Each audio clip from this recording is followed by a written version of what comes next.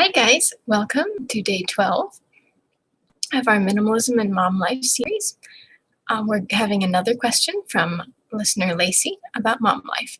She asks, how do I make sure that my first and best energy is for my husband, our marriage, as opposed to my kids? Lacey, that was a great question. I really looked forward to answering it because this gets to the root of our priorities as moms. We're juggling a lot and we want to see beyond just the housework. We're prioritizing relationships, but there is so much that's urgent, and you can't say it's unimportant to wipe your kid's bottom, deal with the diaper blowout. Those are important. And yet, our relational priorities rank a step higher. So how do we have both? Because I definitely think you can. My first suggestion is schedule a time with your husband when you are not hitting bottom. So if it's 7 p.m. and you just got the kids to bed and you are just absolutely exhausted and fried from your day, now is not the time to say, honey, let's have a date, because you are just wiped out. If you think that you are giving your husband the best, the first of your free time now that the kids are down, you need to decompress because you aren't even in a good frame of mind. You're just in, look how much I had to do, and boy, the kid did this, and I got mad about that, and your brain is still spinning.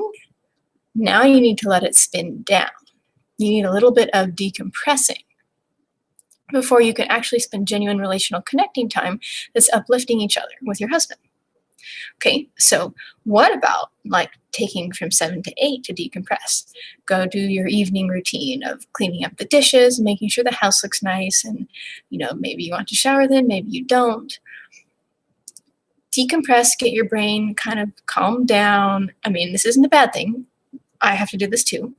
And then it's not bedtime yet, so 8 to 9 p.m. Okay, now that's husband time. You are somewhat charged up.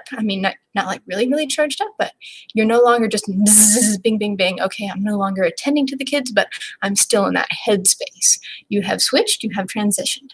Because if we let our kids have transition periods, why shouldn't we let ourselves have transition periods? Because we don't go from the 0 to 60 of momhood and then get back to the year 0 of, this is so nice. I'm sipping my coffee and, just having a nice time. We need that wind down time. Our brains have a lot going on. You might suddenly remember something you want to do.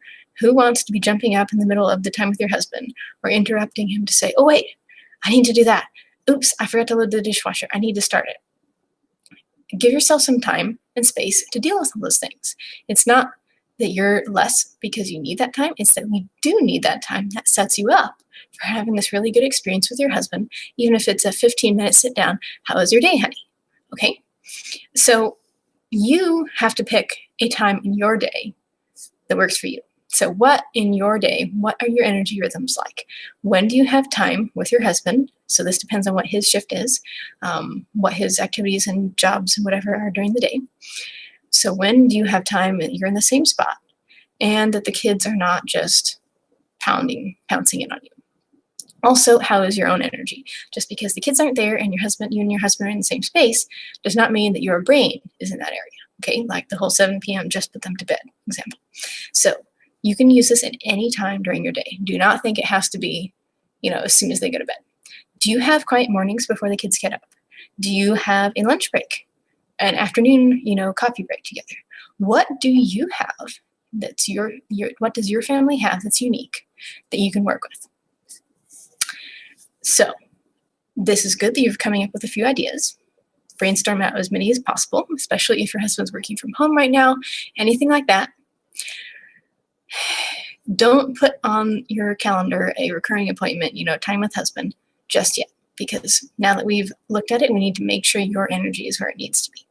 Do you have enough time in this time block to reset yourself, to slow down, to kind of take a breath and decompress? If you only have enough time for the one or the other, the decompressing or the husband time, marriage time, then that's not going to work. Go ahead and have a decompression time if you want, but you can't expect to smash both of them in. You're not going to have enough time for your own decompressing, or else you will finally get there and the time space is gone and your husband was waiting for the date. So you have to make sure you've got enough time for both.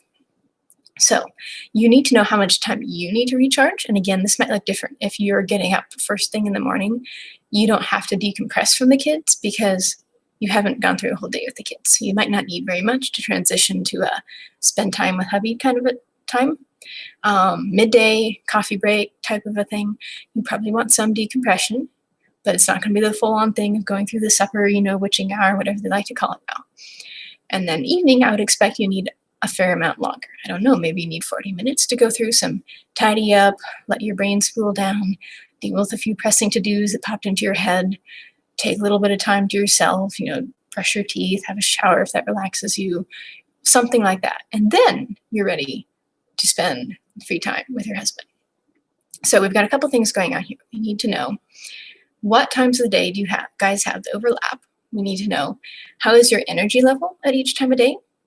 And we need to know how long is it going to take you to come back down from the overwhelm at each of those times, so we can see which is the best match for you guys. Okay, so the point is that you have to know this about yourself and actually charge yourself up before you're spending time with your husband, because otherwise this strategy is going to totally backfire, because you're thinking, okay, great, I've got 30 minutes here, I could spend time with my husband, and you are so down, so drained. You can't pour into your marriage from that place of really low energy from yourself. You think you're doing the noble self-sacrificing thing by saying, look, this is the first time I've had a break, and I'm letting us have it.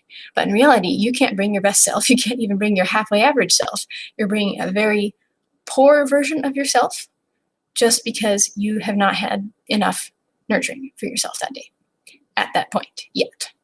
And if you wait till a little bit later and you get the time to wind down, then you can bring all of your ideas, your connection, your warmth, your emotional energy to the marriage. So now it's time to set it up.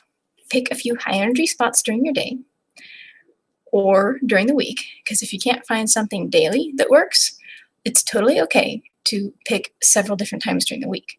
Who says you can't have like 3 mini dates during the week if you don't have straight on blocks of time every day? Maybe your schedules don't coincide. Maybe you've got really varied rhythms going on, okay? So as long as you've got something regular, something more than once a week, for 1 hour, because that won't be enough, to feed the marriage, which you already know. Okay, and then make a note or appointment with yourself, phone, calendar, planner, whatever works for you. Spend time with your husband at that particular time. You've already vetted. You have the energy, you both have the time, and you are calm, good frame of mind, ready to go without kids. And by the way, without kids can just mean they're in their rooms with a puzzle. It doesn't have to be full on, you are out on the town with a babysitter. We rarely do that. Okay, so sum up. Figure out what your good energy times a day are. Figure out when your husband is around and start, Venn diagramming those two. And third, double check by making sure that you have had enough downtime. So even if you have 3 hours in the evening or 2 hours or 1 hour, how much downtime do you need? If you have a morning break or an afternoon break, how much downtime do you need to switch gears, decompress, to fully show up as your best self for your marriage?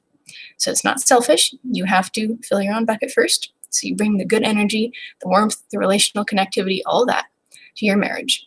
And then sometimes they're going to start popping out at you during your day, maybe even during your week. If it's not straight every single day, that's fine. And that is going to be a huge step forward, because when you bring your fully rested self to whatever endeavor you're pursuing, it's going to grow. It's going to get better. And I bet your husband is going to notice a difference too. So Lacey, I hope this helps you. But if you have any more questions about this, please email me at hello@yourbunbusylife.com. I would love to go over any more steps with you. Try it, see how it works. I would love to hear how it goes for you. And guys, in general, if you have something else you want me to do a video on, I would love to answer your question and make you your own video. And that's it. Have a great day. I will see you tomorrow.